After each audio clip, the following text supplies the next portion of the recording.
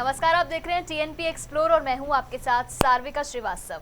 चांद पर तिरंगा फहराने निकला चंद्रयान-3 अब चांद से बस कुछ ही दूर है।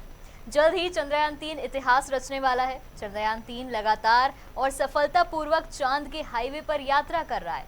महज कुछ ही दूरी को पार करने के बाद 23 अगस्त को ये चांद की सतह पर लैंड करने वाला है। आइए जानते हैं इसका पूरा प्रोसेस क्या है। चांद पर पहुंचने की रेस में भारत सबको पीछे छोड़ने को तैयार है। ऐसे में भारत ने दुनिया के शक्तिशाली देश रूस को भी पीछे छोड़ दिया है। दरअसल 20 अगस्त को रूस का मिशन लूना 25 चांद से टकराकर क्रैश हो गया।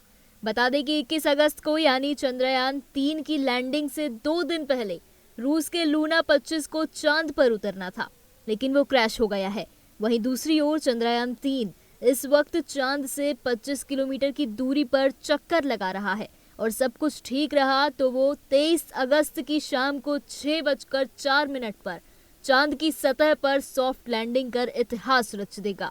बता दें कि 17 अगस्त को चंद्रयान के प्रोपल्शन मॉड्यूल से अलग होने के बाद लैंडर मॉड्यूल विक्रम खुद ही आगे बढ़ रहा है और अब चांद से इसकी दूरी महज 25 किलोमीटर रह गई है। भारतीय अंतरिक्ष agency Indian space research organisation ने कहा है कि लैंडर मॉड्यूल सॉफ्ट लैंडिंग से पहले अंदरूनी जांच की प्रक्रिया से गुजरेगा। लैंडर मॉड्यूल में लैंडर विक्रम और रोवर प्रज्ञान है। रोवर प्रज्ञान लैंडर विक्रम की गोद में बैठकर चांद की करीबी कक्षा में चक्कर लगा रहा है। रविवार को इसरो ने बताया कि दूसरे और अंतिम डीबूस्टिंग प्रक्रिया में लैंडर मॉड्यूल सफलतापूर्वक कक्षा में और नीचे आ गया है।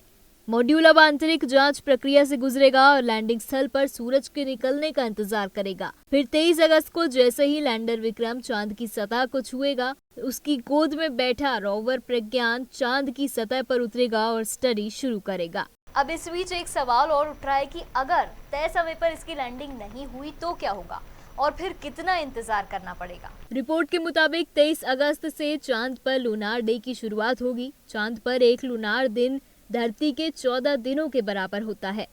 इन 14 दिनों तक चांद पर लगातार सूरज की रोशनी रहती है। चंद्रयान-3 में जो इंस्ट्रूमेंट लगे हैं उनकी लाइफ एक लूनार दिन की है।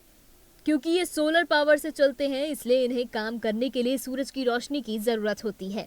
अगर किसी वजह से 23 अगस्त को चंद्रयान-3 चांद पर लैंड नहीं कर पाता है तो अगले दिन फिर से कोशिश करेगा।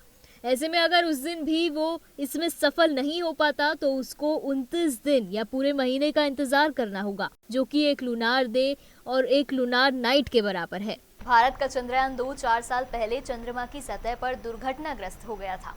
चंद्रमा के दक्षिणी ध्रुव पर उतरने का भारत का पिछला प्रयास 6 सितंबर 2019 को उस वक्त असफल हो गया था जब लैंडर चंद्रमा की सतह पर दुर्घटनाग्रस्त हो गया था। और यही कारण है कि इस बार चंद्रयान-3 उन सभी गलतियों से सीखकर चांद पर जीत हासिल करने की तैयारी में है। महज कुछ घंटों बाद चंद्रमा पर तिरंगा लहराता नजर आ सकता है। फिलहाल के लिए इतना ही। देखते रहिए टीएनपी एक्सप्लोर।